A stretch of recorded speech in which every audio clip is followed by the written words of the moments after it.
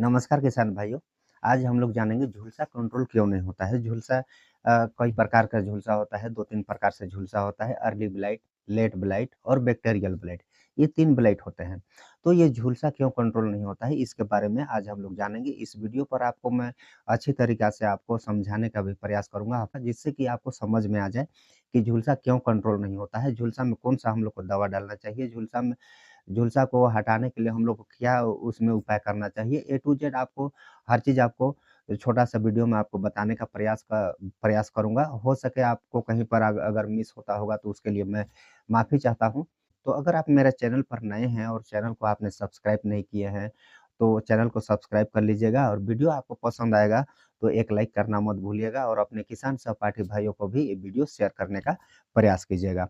तो आइए चलते हैं, झुलसा क्यों कंट्रोल नहीं होता है। झुलसा देखिए अनेकों प्रकार का किसान क्या है, महँगा से महँगा फंगिसाइड चलाते हैं, उसमें क्या है झुलसा कंट्रोल नहीं होता है।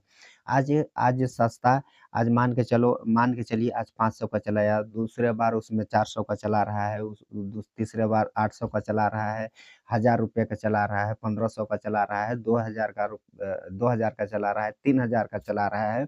मतलब कि बहुत महँगा-महँगा फंगिसाइड भी चलाने के बाद झुलसा कंट्रोल क्यों नहीं होता है?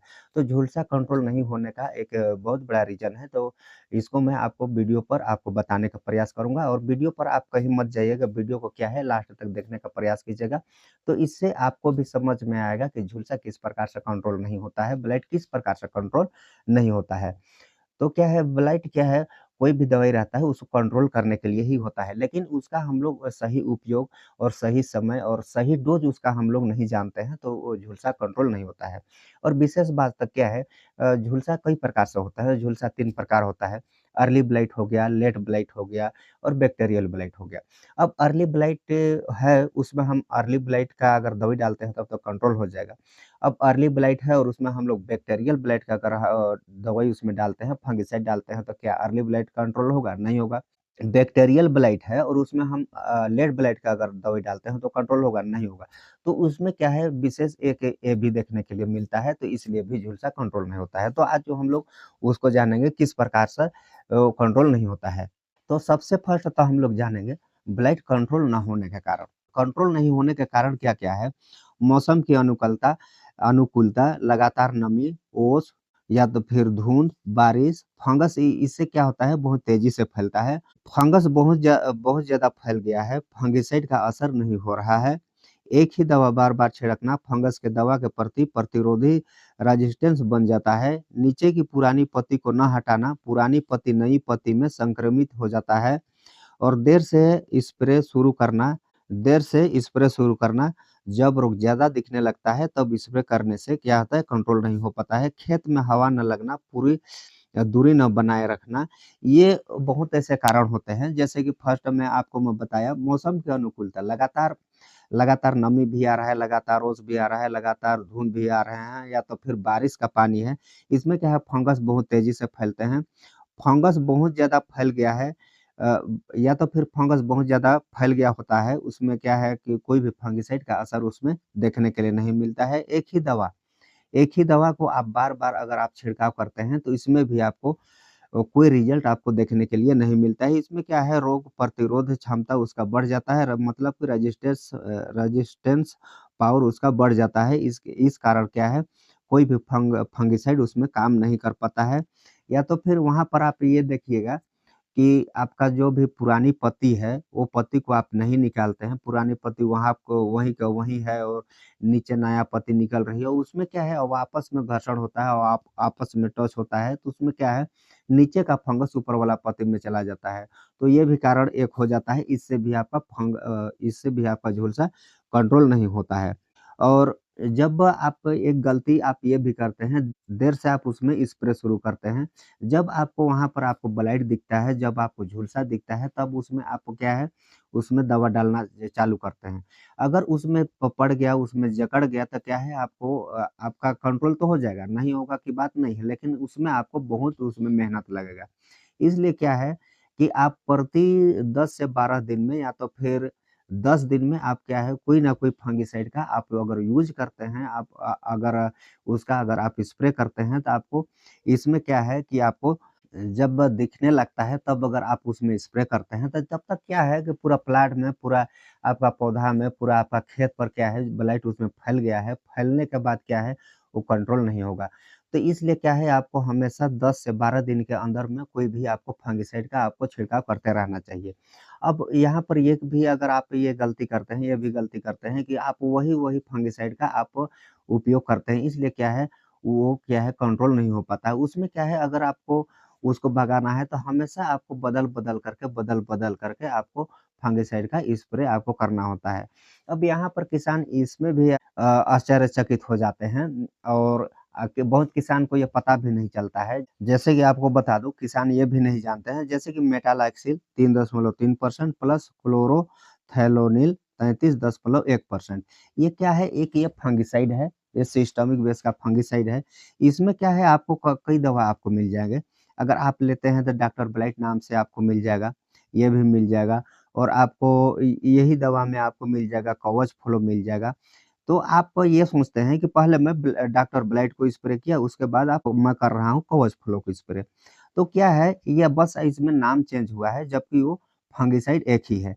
डॉक्टर ब्लाइट में भी वही केमिकल है और कवच फ्लो में भी वही केमिकल है। अब ये दोनों को अगर आप सोचेंगे कि पहले बार मैं डॉक्टर ब्लाइट का स्प्रे किया था, अब मैं कर लेता हूँ कवच फ्लो का स्प्रे।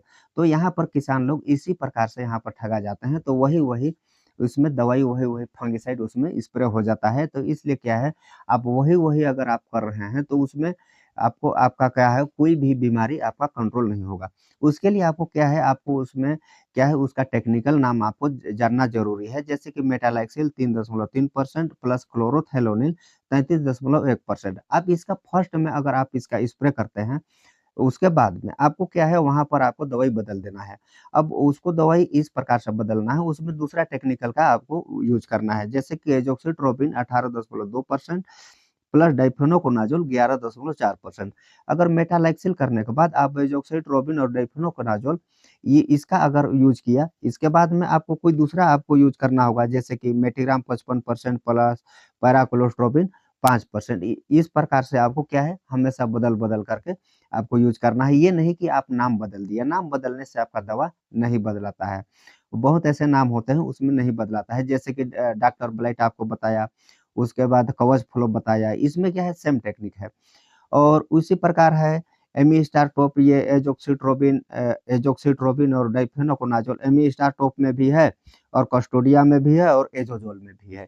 ये सेम टेक्निकल ये तीनों में है। तो इसी प्रकार अगर आप एमी-स्टार टॉप फर्स्ट में स्प्रे किए, उसके बाद कस्टोडिया स्प्रे किए, उसके बाद एज़ोज़ोल स्प्रे किए, तो इसमें क्या होता है आप सेम दवाई का सेम फंगिसाइड को आपने यहाँ पर स्प्रे किया।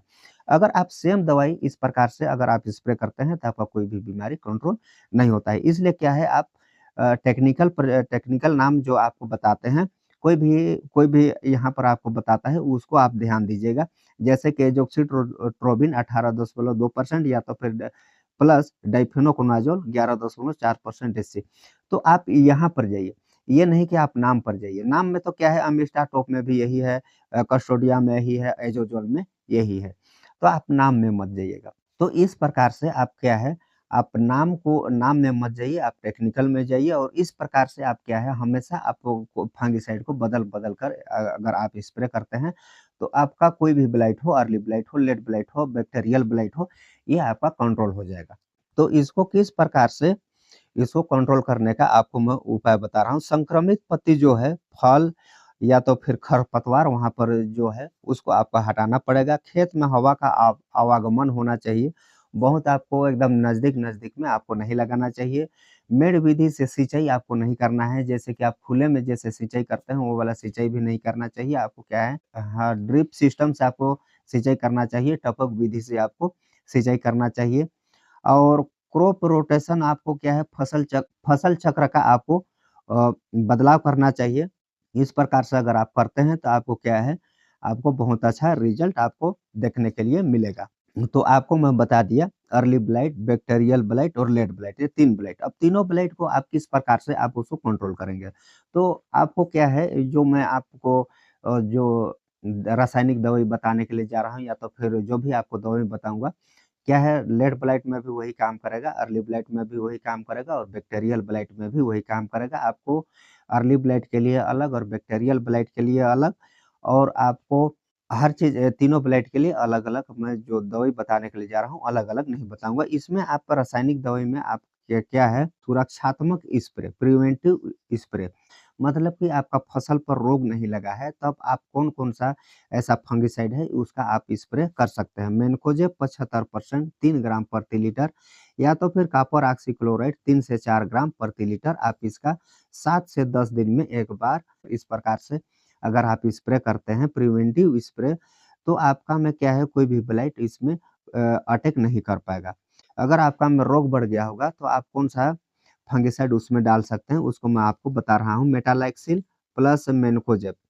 ये क्या है रिडोमिल गोल्ड में आपको मिल जाएगा 2 ग्राम प्रति लीटर या तो फिर ये आपको नहीं मिल रहा है तो क्या है साइमोक्साइलिन प्लस मैनकोजेब ये आपको 2.5 ग्राम प्रति लीटर पानी में आप इसको घोल करके आप इसका स्प्रे कर सकते हैं या तो फिर प्रोपिनफ 70% डब्ल्यूपी इसको भी आप 2.5 ग्राम प्रति लीटर या तो फिर एज़ोक्सिट्रोबिन प्लस डाइफेनोकोनाज़ोल ये अमिस्टार टॉप में आपको मिल जाएगा, इसका भी आप स्प्रे कर सकते हैं। तो ये क्या है रोग अगर बढ़ गया होगा तो आप ये स्प्रे कर सकते हैं।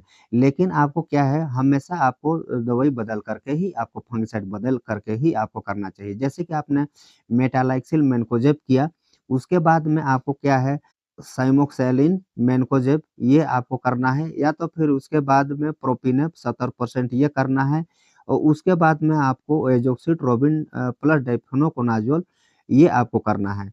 तो क्या है हमेशा आपको रोग लग गया होगा, रोग बढ़ गया होगा तो आपको बदल-बदल करके इस प्रकार से अगर आप स्प्रे करते हैं, तो आपको बहुत अच्छा रिज़ल्ट देखने के लिए मिलेगा।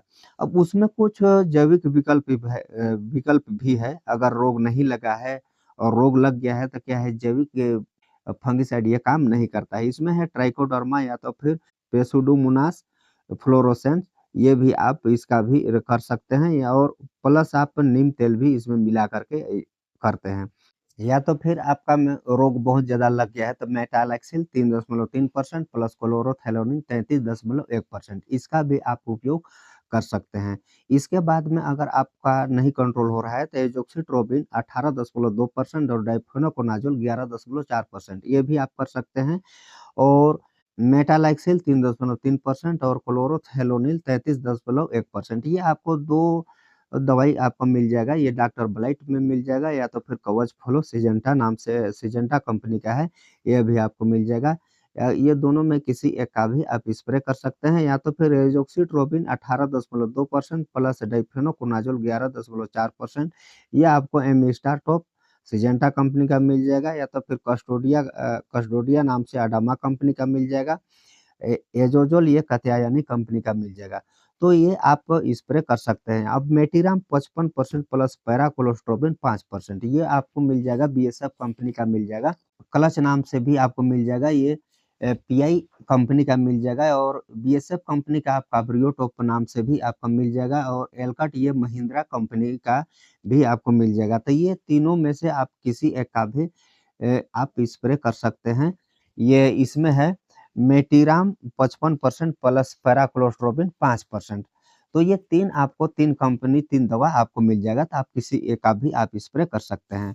और फ्लक्सापायरोक्सेट 55% प्लस पैराक्लोस्ट्रोबिन 5% ये भी आपको मेरिबोन नाम से बीएसएफ कंपनी का मिल जाएगा या तो फिर प्रियास्कोर नाम से भी आपको मिल जाएगा। ये दोनों में किसी एक का भी आप स्प्रे कर सकते हैं। तो इस प्रकार से था ये जो झुलसा को ह आप किस प्रकार से कंट्रोल करेंगे, कौन-कौन सा आप उसमें दवा डालेंगे, कौन-सा आप उसमें फंगिसाइड डालेंगे। तो आपको मैं ए टू ज़ेड आपको अच्छे से बताने का प्रयास किया हूँ। अगर आपको इसमें समझ में आया होगा तो क्या है वीडियो को लाइक ज़रूर कीजिएगा और अभी तक भी आपने चैनल को सब्सक्राइब नहीं किए होंगे, तो चैनल को सब्सक्राइब कर लीजिएगा। फिर मिलते हैं किसी नेक्स्ट वीडियो में, किसी नेक्स्ट टॉपिक में। तब तक के लिए बाय, जय हिंद।